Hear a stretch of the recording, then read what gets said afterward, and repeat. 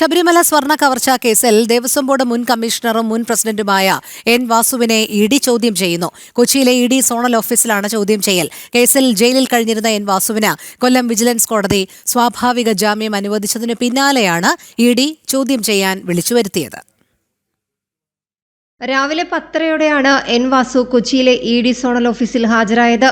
March ആദ്യവാരം ചോദ്യം ചെയ്യലിന് ഹാജരാകാൻ എൻ വാസുവിന് ഇഡി നോട്ടീസ് അയച്ചിരുന്നു.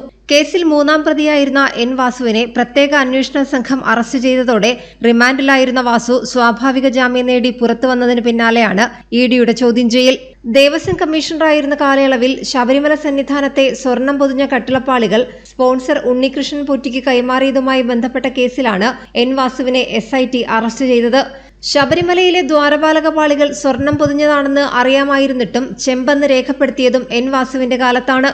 ഉണ്ണികൃഷ്ണൻ പോറ്റിയുമായി വാസുവിന് സാമ്പത്തിക ഇടപാടുകളുണ്ടോ എന്നാണ് ഇഡി പ്രധാനമായും അന്വേഷിക്കുന്നത്. അന്വേഷണത്തിന്റെ ആദ്യഘട്ടത്തിൽ പ്രതികളുടെ വീടുകളിലും സ്മാർട്ട് ക്രിയേഷൻസിലും നടത്തിയ റെയ്ഡുകളിൽ നിർണായക രേഖകൾ ഇഡി പിടിച്ചെടുത്തിരുന്നു. ഇവയുടെ അടിസ്ഥാനത്തിലായിരിക്കും ചോദ്യം ചെയ്യൽ. കേസിൽ പ്രതിപട്ടികയിലുള്ള 28 പേരിൽ മുരാരി ബാബു, ശ്രീകുമാർ, ജയശ്രീ എന്നിവരെ ഇഡി നേരത്തെ ചോദ്യം ചെയ്ത് വിട്ടയച്ചിരുന്നു. തന്ത്രി കണ്ഠരര് രാജീവരും നാളെ ഇഡിക്ക് മുന്നിൽ ചോദ്യം ചെയ്യലിന് ഹാജരാകും. ജനം, കൊച്ചി.